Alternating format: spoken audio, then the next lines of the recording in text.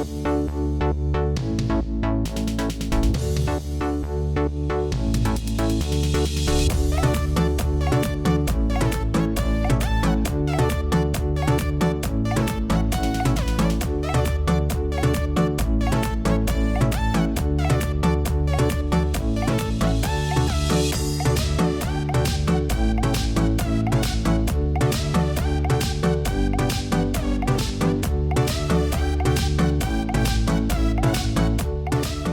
आप सभी को इन्फॉर्म करना चाहती हूँ, इस सब्जेक्ट की ट्यूशन क्लासेस स्टार्ट हो चुकी हैं। जो भी बच्चा ट्यूशन क्लासेस लेना चाहता है तो वो दिए गए नंबर्स पर हमें कांटेक्ट कर सकता है। Friends, welcome to Nivan math academy. I hope आप सभी बहुत अच्छे होंगे, आपकी स्टडी अच्छी चल रही होगी। अगर अब तक आपने निवान मैथ एकेडमी चैनल को लाइक शेयर सब्सक्राइब नहीं किया है तो मेरी आप सभी से यही रिक्वेस्ट है, प्लीज चैनल को लाइक शेयर सब्सक्राइब जरूर करें। मैथमेटिक्स के सफर में मैं आप सभी का हार्दिक स्वागत करती हूँ। ऐसे ही निवान मैथ एकेडमी के साथ पढ़ते रहिए और अपने सपनों की ओर बढ़ते रहिए। अगर आज हम बात करें कि आज का इंटरेस्टिंग टॉपिक कौन सा होने वाला है, तो आज का इंटरेस्टिंग टॉपिक जो है वो है एक्सरसाइज 1.1। जैसा कि आप सभी जानते हैं कि हमारी एक्सरसाइज 1.1 का क्वेश्चन सीरीज चल रही है, ठीक है। तो इसमें क्वेश्चन नंबर कराने वाले हैं आज हम 13। अब ये क्वेश्चन नंबर हूबहू जो है वो है इससे पहले वाले क्वेश्चन की कॉपी। अब कॉपी डिफरेंस कहाँ है, क्योंकि वहां पे जो चीज गिवन थी, ठीक है, वो यहाँ पे प्रूफ करनी है और वहां पे जो प्रूफ करनी थी वो यहाँ पे गिवन है। आगे बात समझ, ठीक है। अभी देखते हैं क्या क्या चीजें कैसे है, ठीक है। मैंने थोड़ा सा आपको हिंट दिया है कि ये वैसे ही है जैसे हमने अभी से पिछले वाला क्वेश्चन किया है। तो हमारा तरीका वही है भाई, मैं आपसे वही बात बोलूंगी। आपसे सभी से ये हम्बल रिक्वेस्ट है, जो मेरे चैनल पे पहली बार आया है, पहली बार मेरा चैनल देख रहा है, तो आपसे ये रिक्वेस्ट है, प्लीज इसका जो भी बेसिक है, क्योंकि बेसिक आपका जितना स्ट्रांग होगा क्वेश्चंस को आप उतनी ही अच्छी तरीके से हैंडल कर पाओगे, ठीक है। तो मेन चीज है भाई, इसका जो बेसिक है ना, रिजल्टेंट का मैग्नीट्यूड और रिजल्टेंट की डायरेक्शन वाला, वो आप जरूर देखें जाकर। ये मेरी आपसे हम्बल रिक्वेस्ट है, ठीक है। क्योंकि बेसिक समझ आ जाएगा ना, तो जो मैं क्वेश्चंस में आपको समझा रही हूँ वो आपके माइंड में बिल्कुल प्रॉपर्ली अच्छे तरीके से सेट हो जाएगा। अब हमारे क्वेश्चंस करने का जो पैटर्न है, जो तरीका है, हम उसी तरीके से काम करेंगे। पहले पूरे क्वेश्चन की रूपरेखा तैयार करेंगे, ठीक है, बाद में फिर इसका सॉल्यूशन करेंगे। अब देखो यहाँ पे दिया हुआ क्या है वो देखेंगे, एंड यहाँ पे ओके। अब देखो यहाँ पे the resultant R of forces P and Q. सबसे पहले मेरे पास दो फोर्सेस दिए हुए हैं P and Q. Makes an angle two theta with the line of action of P. P के साथ जो है, मतलब किसके साथ, पी के साथ जो ये एंगल बना रहा है वो बना रहा है टू थीटा। मतलब यहाँ पे इसकी डायरेक्शन की बात की गई है, मतलब ठीक है। And P is now replace by P plus के आर, क्यू रिमेनिंग अनचेंज। जो पी है, पी को क्या कर दिया गया, चेंज कर दिया गया। चेंज किया, किस में चेंज कर दिया, पी प्लस के आर। और क्यू को बेचारे को एज इट इज रहने दिया जैसा वो है, क्यू को कोई भी चेंज नहीं किया, ठीक है, क्यू एज इट इज। तब हमें शो करना है कि इस केस में यहाँ पे जो रिजल्टेंट बनेगा, मैंने मान लिया कि वो R1 है, यहाँ पे जो रिजल्टेंट बनेगा वो P के साथ जो एंगल बनाएगा वो मेरा थीटा बनाएगा। P के साथ ये P से जो एंगल बनाएगा वो थीटा बनाएगा। अब आप कहोगे मैम ये पिछले वाले क्वेश्चन से कैसे मैच कर रहा है, हमें ना थोड़ा सा डिटेल में बताइए। अब देखो पिछले वाले क्वेश्चन में क्या था बेटा, मेरे पास P, पहले मैं यहाँ पे इस तरीके से, P मेरे पास एक फोर्स था, Q मेरे पास एक फोर्स था, R इसका क्या था बेटा, रिजल्टेंट। ऐसा था या नहीं था, था ना, क्लियर है, ठीक है। फिर उन्होंने क्या किया, उन्होंने बोला यहाँ पे O, A, C और ये B, ये मेरे पास था एक पैरेललोग्राम। ये बिल्कुल बेसिक है, जो शुरू में मैंने बेसिक आपको बताया था कि PQ मेरे पास एक फोर्सेस है और उसका रिजल्टेंट है, ठीक है। इस तरीके से बनाते हैं तो पैरेललोग्राम लॉ फोर्सेस वाला, ठीक है, पैरेललोग्राम शो करता है, ठीक है। देन उसके बाद उन्होंने कहा था कि P को ना इंक्रीज करते हैं, तो P को मैंने ऐसे इंक्रीज किया था या नहीं, ठीक है। यहाँ पे मैंने ले लिया था A डैश। आगे बात समझ, क्लियर। इंक्रीज करने के बाद जो रिजल्टेंट यहाँ पे आया था, मतलब P को मैंने इंक्रीज कर दिया था समथिंग P1, यहाँ पे मैंने P1 ले लिया था, ठीक है। P इतना मैंने इसको इंक्रीज किया था, P में कुछ ऐड किया था, मतलब P1 इंक्रीज किया था। तब मेरे पास यहाँ पे जो रिजल्टेंट R1 आया था, इसको अब मैं आगे कुछ इस तरीके से ऐसे, यही था, ठीक है। यहाँ पे था C डैश, क्लियर। तो जब मैं इसको इंक्रीज करती हूँ, P को जब मैंने इंक्रीज किया, तो ये जो रिजल्टेंट है ये R और P, R और P के एंगल को क्या कर रहा था, बाइसेक्ट कर रहा था, मतलब दो इक्वल पार्ट्स में डिवाइड कर रहा था। तो यहाँ पे मैंने एंगल 1 और 2 इस तरीके से ले लिया था कि एंगल 1 और 2 मेरे पास इक्वल था, ठीक है। तो वहां पे उस वाले क्वेश्चन में हमें शो करना था कि जो ये A और A है ये मेरे पास R के इक्वल होगी, ठीक है। जो यहाँ पे इंक्रीज हुआ है ना, जो मैंने यहाँ पे P1 माना है, P1 ना होके हमें ये प्रूफ करना था कि P1 की मतलब इसकी वैल्यू जो है वो R है, तो P प्लस के R आई थी, मतलब वहां पे क्या था, इंक्रीमेंट हुआ था, इंक्रीज हुआ था, वो R था। अब यहाँ पे क्या है बेटा, अब देखो यहाँ पे ये चीज P प्लस R, मतलब मुझे उसमें इंक्रीमेंट क्या है, दिया हुआ है। वहां पे हमें दिखाना था कि मतलब निकालना था कि ये बताओ किसका ये जो इंक्रीज हुआ है वो कितना हुआ है, तो वो हमारे पास R निकल के आया था। तो ये चीज मेरे पास वहां पे आया था। अब मुझे यहाँ पे क्या है, गिवन दिया हुआ है। अब मुझे ये बताना है यहाँ पे कि मेरे पास जो R1 है वो P के साथ थीटा एंगल बना रहा है। 1 मिनट, जो ये R1 है ना, ये P के साथ, मतलब इस वाले P के साथ यहाँ पे थीटा एंगल बना रहा है। ठीक है, आगे बात समझ। अब ये चीज मुझे शो करनी है। अब देखो कैसे, वहां पे ये दोनों इक्वल दिए हुए थे, तो अगर ये थीटा है ये थीटा है, तो टोटल कितना होगा मेरे पास, 2 थीटा। और अभी मेरे पास क्या दिया हुआ बेटा, एंगल कितना दिया हुआ, 2 थीटा। तो 2 थीटा दिया हुआ है, मतलब ये मैं अगर दिखा दूं कि R1 क्या है, R और P के एंगल को क्या कर रहा है, बाइसेक्ट कर रहा है, तो मेरा काम बन जाएगा या नहीं बन जाएगा। तो वहां पे ये चीज दिया हुआ था बेटा कि ये क्या है, इसके बीच के एंगल को क्या कर रहा है, बाइसेक्ट कर रहा है। तो ये चीज निकाल के बताओ कि ये कितना है। अब हमें दे दिया कि ये भाई हमें इतना दिया हुआ है, अब ये बताओ कि ये एंगल कितना आएगा। तो कितना आएगा, मतलब मैं अगर ये चीज दिखा दूं ये एंगल इस एंगल के इक्वल है, तो मतलब ये पूरे एंगल को क्या कर रहा है, बाइसेक्ट कर रहा है। आगे बात समझ, ठीक है। तो ये हूबहू, मतलब सिर्फ क्या था कि उसका कन्वर्स यहाँ पे दे दिया कि भाई वहां पे बाइसेक्ट कर रहा था, तो ये निकाल के दिखाओ कि ये कितना है। अब यहाँ पे बता दिया कि ये जो इंक्रीज हुआ, इंक्रीमेंट हुई है, जो इंक्रीज हुआ वो इतना हुआ। अब ये चीज बताओ, क्या ये R1 इस पूरे एंगल को बाइसेक्ट कर रहा है? अगर ये पूरा 2 थीटा है तो ये थीटा होगा, ठीक है। तो ये डायग्राम यही बनेगा, पूरी फॉर्म वही लिखी जाएगी। बस अब यहाँ पे क्या क्या चेंजेस है वो मैं चीज आपको बता दिया। आगे बात समझ। तो यहाँ पे पी क्यू मेरे पास क्या है, दो फोर्सेस है, आर उसका रिजल्टेंट है, और आर जो है पी के साथ कितना एंगल बना रहा है, 2 थीटा। ठीक है, अब पी में इतना चेंज कर दिया गया, तो नया रिजल्टेंट ये आया, ये बिल्कुल एज इट इज रहा। अब मुझे बताना है कि ये पी से कितना है, थीटा एंगल बना रहा है। ठीक है, तो क्वेश्चन पूरा समझ आया, यस या नो। अब मैं क्या है इसका सॉल्यूशन करने जा रही हूँ। ये मैंने आपको समझाने के लिए किया था, एक बार फिर से ये चीज बता रही हूँ भाई कि उस वाले उसमें ये पूरा पोर्शन दिया हुआ था कि R1 क्या है, इस एंगल को बाइसेक्ट कर रहा है, मतलब ये एंगल इक्वल है, तब हमें ये बताना था पिछले वाले क्वेश्चन में। अब हमें ये वाला पोर्शन दे दिया है, मुझे ये बताना है कि ये एंगल थीटा है, तो पूरा 2 थीटा है, तो ये एंगल अगर थीटा है तो मतलब ये इसको क्या कर रहा है, बाइसेक्ट कर रहा है। वही चीज है, मतलब इनडायरेक्टली वो चीज बोल रहे हैं। ठीक है, अब मैं इसको करना शुरू कर रही हूँ। सॉरी, अब ये चीज यहाँ पे हो गया, मैंने आपको पूरा बना दिया, करके दिखा दिया। अब यहाँ पे इसका सॉल्यूशन स्टार्ट कर रही हूँ। देखो सॉल्यूशन, सॉल्यूशन में आपको क्या लिखना है, सिंपल वही चीज लिखनी है भाई कि R the resultant of two forces P and Q makes an angle theta with P. इसी तरीके से यहाँ पे आप बना सकते हो। ठीक है, द रिजल्टेंट आर, नहीं आर बी द रिजल्टेंट, ऐसे लिखो, ये ज्यादा सही रहेगा। R be the resultant of two forces P and क्यों। अब देखो इससे आगे का ये चीज लिख लिया। अब जैसे मैंने अभी आपको डायग्राम बना के दिखाया ना, वही जैसे पिछले वाले क्वेश्चन में क्या था कि ये पैरेललोग्राम है, वही सारी चीजें आपको लिखनी है। तो आप यहाँ से लिख सकते हो, let the two forces P and Q be represented, क्या ये, be represented in magnitude and direction by OA and OB। ठीक है, तो यहाँ पे वो चीज मैं बना रही हूँ, आप ये चीज देख लेना यहाँ पे इस तरीके से।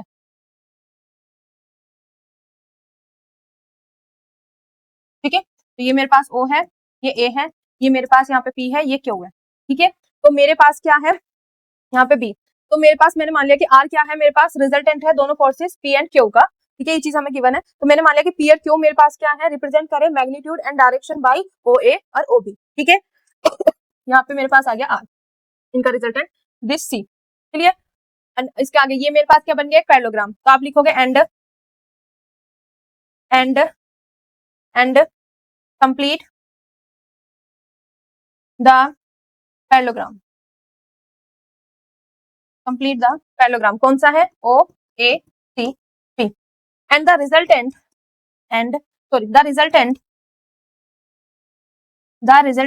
are B represented in magnitude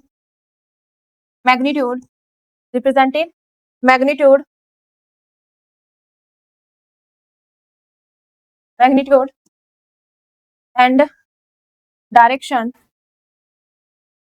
by the diagonal forces. ये लैंग्वेज आप अपने हिसाब से भी लिख सकते हो, मैंने सिर्फ वही चीज लिखी कि मेरे पास पहले ये चीज हमें पता है कि पी क्यू मेरे पास दो फोर्सेज है और उसका रिजल्टेंट है, तो हमने यहाँ पे एक पैरेललोग्राम की फॉर्म में इसको बनाया, ठीक है। तो मेरे पास क्या है, पी और क्यू मेरे पास दो फोर्सेज है जो रिप्रेजेंट कर रहे हैं पैरेललोग्राम की दिस साइड और this side, magnitude and resultant में, ठीक है, मैग्नीट्यूड एंड डायरेक्शन में। देन ये पूरा का पूरा मेरे पास क्या बन गया, पैरेललोग्राम। उसके बाद मेरे पास जो रिजल्टेंट है वो जो पैरेललोग्राम है मेरे पास उसके डायगोनल को क्या कर रहा है, शो कर रहा है, ठीक है, ओसी को। अब आगे जो हमारे पास आएगा नाउ, ठीक है, अब यहाँ पे मेरे पास मैं पूरा का पूरा डायग्राम बना रही हूँ अगेन। अब तक मैंने इतना बनाया, यहाँ पे ओ, ये ए, ये सी, ये बी, यहाँ पे मेरे पास क्यू है, ये मेरे पास पी है और ये मेरे पास यहाँ पे क्या है, आर, ठीक है, क्लियर। और साथ में हमें यहाँ पे देखो क्या दिया हुआ है, जो रिजल्टेंट है वो जो पी के साथ कितना एंगल बना रहा है, 2 थीटा। तो यहाँ पे आप लिख सकते हो जो रिजल्टेंट है पी के साथ कितना एंगल बना रहा है, 2 थीटा, ठीक है, कितना एंगल बना रहा है, 2 थीटा। तो यहाँ से ये वाला एंगल मेरे पास कितना है, 2 थीटा, क्लियर। तो ये चीज आप यहाँ पे मेंशन कर सकते हो। एंड ठीक है, एंगल ओ ए ओ सी कितना दिया हुआ है मेरे पास, 2 थीटा। एंगल ए ओ सी कितना दिया हुआ है मेरे पास, 2 थीटा, क्योंकि आर जो है वो एंगल बना रहा है पी के साथ, ठीक है, इतना क्लियर हो गया। अब उन्होंने क्या किया, पी को चेंज किया, किसमें किया, मतलब पी को इंक्रीज किया, किसमें, पी प्लस के आर, मतलब मेरे पास आर यहाँ पे होगी ए डैश, ठीक है। तो अब मेरे पास इसका जो रिजल्टेंट होगा, ठीक है, इस तरीके से थोड़ा सा मैंने ऐसे बना दिया इसको, आप जैसे मैंने उससे बनाया था ना ऐसे ही बना सकते हो यहां से, ठीक है। तो ये हो गया मेरे पास C dash, this is R1, okay. तो ये चीज मेरे पास आ गया। तो उन्होंने क्या कहा यहाँ पे, देखो इन्होंने क्या कहा कि P को चेंज कर दिया, P प्लस आर, मतलब P में कुछ इंक्रीज किया, कितना इंक्रीज किया, R, तो वो मैंने इंक्रीज कर दिया, Q एज इट इज रखा। अब मुझे बताना जो इनका रिजल्टेंट है वो R1 है, उस वो P के साथ कितना एंगल बना रहा है, थीटा। तो मुझे क्या शो करना है कि ये वाला एंगल कितना होगा, थीटा। तो मुझे यहाँ पे पहले लिख दो टू शो डेट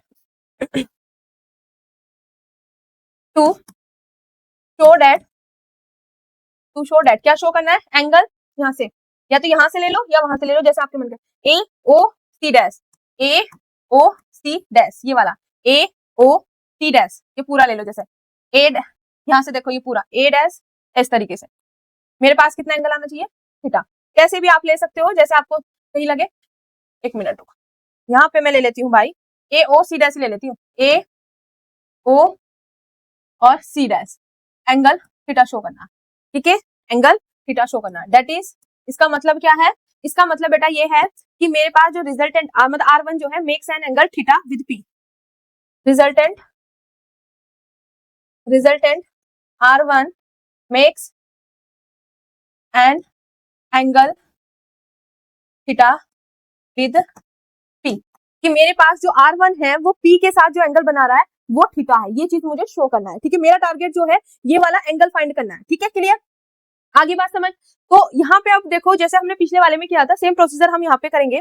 अगर आप यहाँ पे देख रहे होंगे बेटा, तो मेरे पास दिस इज द पैरेललोग्राम, इन पैरेलो, यहाँ पे कोई फॉर्मूला वाला काम नहीं होगा, इन पैरेललोग्राम प्रॉपर्टीज यूज होंगी। इन पैरेललोग्राम, कौन से पैरेललोग्राम में भाई, ओ ए सी बी में, कौन सा भाई, ओ ए सी बी में मेरे पास क्या होती है, अपोजिट साइड पैरेलल होती है और इक्वल होती है। तो यहाँ से मेरे पास दिस इक्वल टू दिस हो जाएगा, ओ ए इक्वल टू किसके होगा बेटा, पी सी के, मेरे पास दिस इज इक्वेशन फर्स्ट, ठीक है। सिमिलरली इन पैरेललोग्राम पूरे में ले लो, ये भी तो पैरेललोग्राम ही है मेरे पास, ठीक है, वो क्या है मेरे पास, ओ A dash C dash P. यहाँ पे आप लिख सकते हो कि R1 जो है मेरे पास, ठीक है, ये इंक्रीज कर दिया, तो ये वाला मेरे पास क्या बन गया, एक नया दूसरा पैरेललोग्राम है, ठीक है। तो in parallelogram O A dash C dash B, तो इस पैरेललोग्राम में भी भाई मेरे पास अपोजिट साइड क्या होंगे, इक्वल होंगे। तो मेरे पास दिस इक्वल टू दिस, तो यहाँ से क्या आ जाएंगे, ए डैश पूरा ओ ए डैश इक्वल टू हो जाएगा मेरे पास बी सी डैश। अब ओ ए डैश को मैं क्या लिख सकती हूँ, O A plus K this, O A same pattern है, O A plus K A dash equal to B C dash को क्या लिख सकती हूँ, बी सी प्लस के सी डैश। यहां तक किसी को कोई दिक्कत, क्लियर है, फंडा क्लियर है ना, है ना। अब देखो आगे कर लेते हैं। अब देखो यहाँ पे ओ ए किसके इक्वल है मेरे पास, बीसी के, तो इस ओ ए की जगह मैं बीसी लिख दूं। आगे बात समझ या नहीं, तो ओ ए की जगह रख दिया मैंने बीसी प्लस, यहाँ पे मेरे पास क्या है ए डैश,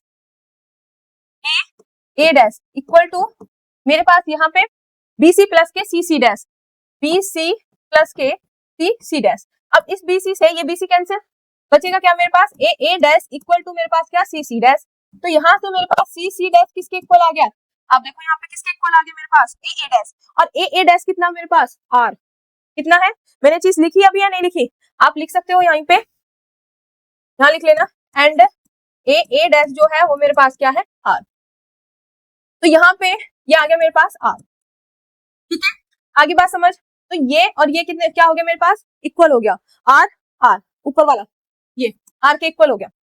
आगे बात समझ, कितना क्लियर हो गया, ठीक है, फंडा क्लियर। अगर आप इस वाले एंगल में बात करोगे, इस वाले एंगल है ट्रायंगल में, इस वाले में, तो अगर इस वाले ट्रायंगल को मैं अलग से बनाऊं तो मेरे पास ट्रायंगल कैसा बनेगा भाई, हटाओ यहां से इसको, तो ट्रायंगल ये एक मिनट, ये ट्रायंगल बेटा ऐसे है मेरे पास, ये ऐसे है और ये ऐसे, ठीक है। तो देख लेते हैं यहाँ पे क्या मेरे पास ओ है, यहाँ पे सी है, ओ सी और सी डैश, यही है ना, ये वाला देखो ओ सी डैश, ये पूरा का पूरा, यहाँ पे मैं इसको कर देती हूँ ये डार्क। आगे बात समझ, ये ट्रायंगल मैंने अलग से ले लिया। अब इस ट्रायंगल में मेरे पास ये क्या है बेटा आर, ये क्या है अभी मेरे पास आर, ये तो आ रही है ना ओ सी, क्या है मेरे पास ओ सी आर है, वो भी आर है। अब ट्रायंगल की दो साइड इक्वल है भाई, तो इनके अपोजिट एंगल्स इक्वल होंगे कि नहीं होंगे, जल्दी बताओ फटाफट, ये दोनों भी क्या होंगे मेरे पास इक्वल होंगे कि नहीं होंगे। अब इन एंगल्स को मैं क्या मान लेती हूँ 1 2 करके मान लेते हैं, दिस एंगल 1 दिस एंगल 2 और ये एंगल मैंने मान लिया यहाँ पे भाई 3, ठीक है क्लियर। तो यहाँ पे एंगल मेरे पास 1 है और ये एंगल मेरे पास 3 है। तो अगर मैं इस ट्रायंगल में देखूं, in triangle O C dash, तो मेरे पास क्या है भाई ओ सी इक्वल टू है C dash, O C equal to है सी डैश और इनकी वैल्यू क्या है भाई आर, क्लियर। अगर मेरे पास किसी भी ट्रायंगल की दो साइड इक्वल है तो उनके अपोजिट एंगल इक्वल होंगे, तो भाई अपोजिट एंगल मेरे पास क्या इक्वल हो जाएंगे, इंप्लाइज एंगल 1 इक्वल टू हो जाएगा एंगल 3 के। किसी को कोई दिक्कत यहाँ तक, सबका फंडा क्लियर हो गया। अब देखो इधर ये चीज तो आ गई, अब दिस इज द पैरेललोग्राम, वही कंसेप्ट लग रहे हैं सब, ए टू जेड वही कंसेप्ट है। अब दिस इज द पैरेललोग्राम, तो मेरे पास ओ ए डैश और बी सी डैश ये क्या होगा मेरे पास पैरेलल, क्योंकि मेरे पास क्या है दिस इज द पैरेलल, यहाँ पे मैं लिख रही हूँ सॉरी, यहाँ पे आप इसको लिख दो, इक्वेशन कोई सी मेंशन की है मैंने अभी तो नहीं की, नहीं की इक्वेशन, हाँ 1 की है, इसको इक्वेशन 2, ठीक है। एंड अब यहाँ पे मैं डायग्राम ले रही हूँ, ठीक है शेप। अब मेरे पास कैसे है यहाँ पे पूरा दिखाऊंगी आपको इस तरीके से, ठीक है, यहाँ पे डार्क फिल ये आ गया मेरे पास, ठीक है क्लियर। तो यहाँ पे मेरे पास क्या है ओ है, यहाँ पे मेरे पास क्या है ए डैश पूरा वाला ले रही हूँ, यहाँ पे मेरे पास सी डैश है और यहाँ पे मेरे पास बी है, यही है ना मेरे पास, हाँ ओ A dash C dash B, तो ये चीज मैंने यहाँ पे लिख ली, क्लियर। अब यहाँ पे जो ये वाली लाइन है, ये लाइन देख रहे हो आप, ये लाइन ये वाली लाइन देखनी आर वन वाली लाइन देखी आपने, ठीक है, तो दिस इज R1। अब यहाँ पे मेरे पास एंगल कितना बन रहा है भाई ये बताओ, ये पूरा मैंने ले लिया इस तरीके से, इसमें ये लिया मैंने यहाँ तक, ठीक है क्लियर हो गया, बात समझ आई। अब इसमें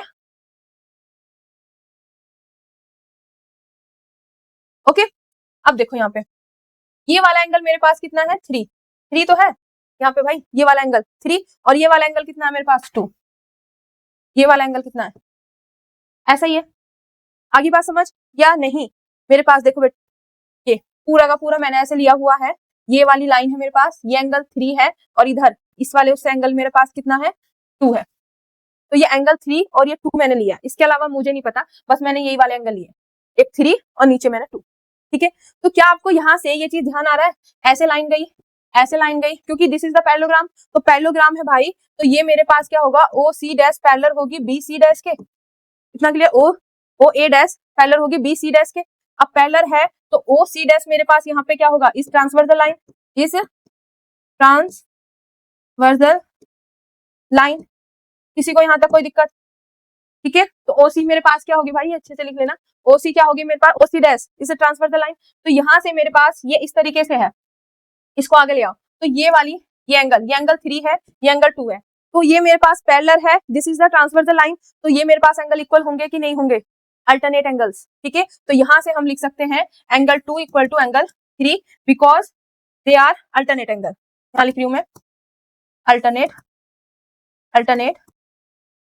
एंगल।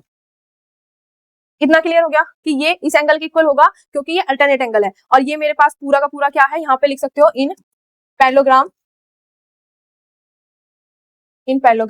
किसमें, O A dash C dash B में, in parallelogram O A dash C dash B में मेरे पास क्या है, ओ ए पैरेलल होगी बीसी के, और ओ सी डैश जो होगी वो ट्रांसवर्सल लाइन होगी, तब मेरे पास ये एंगल इस एंगल के इक्वल होगा क्योंकि ये है मेरे पास अल्टरनेट एंगल। इतना क्लियर हो गया।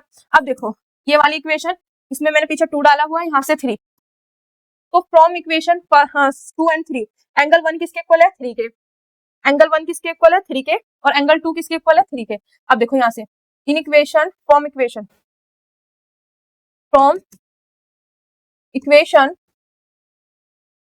2 एंड 3 से, 2 एंड 3 से किस तरीके से, ठीक है। तो एंगल 1 इक्वल टू एंगल 3, 2 क्या बोल रहा है, एंगल 1 इक्वल टू एंगल 3, यही है, हाँ 1 और 3 इक्वल है, और भाई 3 इक्वेशन क्या बोल रही है, 2 इक्वल टू है 3 के, एंगल 2 इक्वल टू है 3 के, तो भाई ये भी 3 के इक्वल है, ये भी 3 के इक्वल है, तो दोनों इक्वल हो जाएंगे, है नहीं, 1 इक्वल टू एंगल 2। आगे बात समझ, एंगल 1 किसके इक्वल है, 3 के, 2 किसके इक्वल है, 3 के, तो भैया जब दोनों ही 3 के इक्वल है तो यहाँ से ये नहीं हो जाएगा angle 1 equal to angle 2 equal to angle 3, तो मेरे पास ये दोनों इक्वल हो गए या नहीं हो गए, ठीक है, कि तीनों एंगल इक्वल हो गए ना ये, ओके। तो from equation second and third से दोनों क्या हो गए, इक्वल। अब देखो अगर आप यहाँ पे नोटिस करोगे भाई, यहाँ पे 1 2 मैंने यहाँ पे लिख रखा है, एंगल 1 और एंगल 2 दोनों इक्वल हो गए। अब एंगल 1 और 2 को अगर मैं ऐड करूं तो पूरा एंगल यू बन जाएगा या नहीं, ए ओ सी एंगल, एक मिनट देखो क्या था, इस तरीके से था, यहाँ पे बनाऊं मैं, ठीक है, यहाँ पे आर था, ये पूरा एंगल था 2 थीटा। अब इस एंगल में से मेरे पास ऐसे क्या है ना, ये एंगल 1 था, ये एंगल 2 था, क्लियर। तो मेरे पास पूरा का पूरा एंगल ए ओ सी किसके इक्वल होगा, एंगल 1 प्लस एंगल 2 के, यही चीज यहाँ पे है, एंगल ए ओ सी किसके इक्वल होगा, भाई ये पूरा का पूरा एंगल मेरे पास किसके इक्वल होगा, इस एंगल को और इस एंगल को जोड़ दूंगी तो पूरा एंगल आ जाएगा या नहीं, ठीक है। इसको मैं यहाँ पे ना थोड़ा सा सही से बना के दिखाऊं,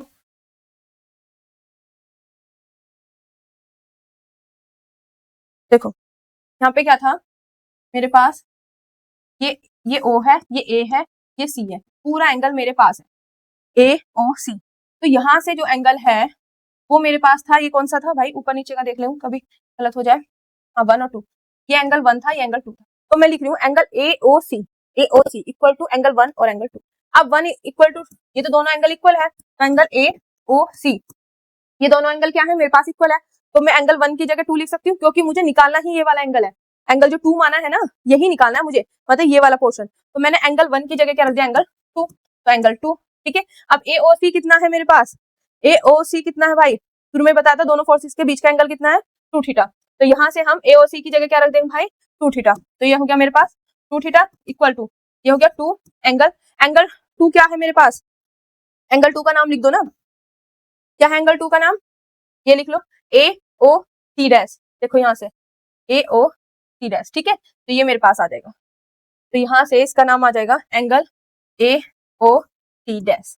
तो एंगल देख, 2 एंगल थे ना, सेम एंगल है तो ट्वाइस हो गया, अब इस 2 से ये 2 कैंसिल, तो angle A O C dash कितना आ गया मेरे पास, थीटा। यही हमें दिखाना था कि मेरे पास जो R1 है, जो रिजल्टेंट आएगा वो P के साथ जो एंगल बनाएगा वो थीटा बनाएगा, ठीक है। तो बात समझ आई किस तरीके से हमने इसको हैंडल किया, सेम पहले जैसा ही था कि मेरे पास ये 2 फोर्सेस है, उनके बीच उनका जो रिजल्टेंट है R है, और R जो है P के साथ 2 थीटा एंगल बना रहा है, P में चेंजेस किया तो नया रिजल्टेंट जो आएगा वो P के साथ थीटा एंगल बनाएगा, ठीक है। तो ये पूरा मैंने इसके बारे में लिख दिया यहाँ पे, क्लियर, जो अभी आपको बताया।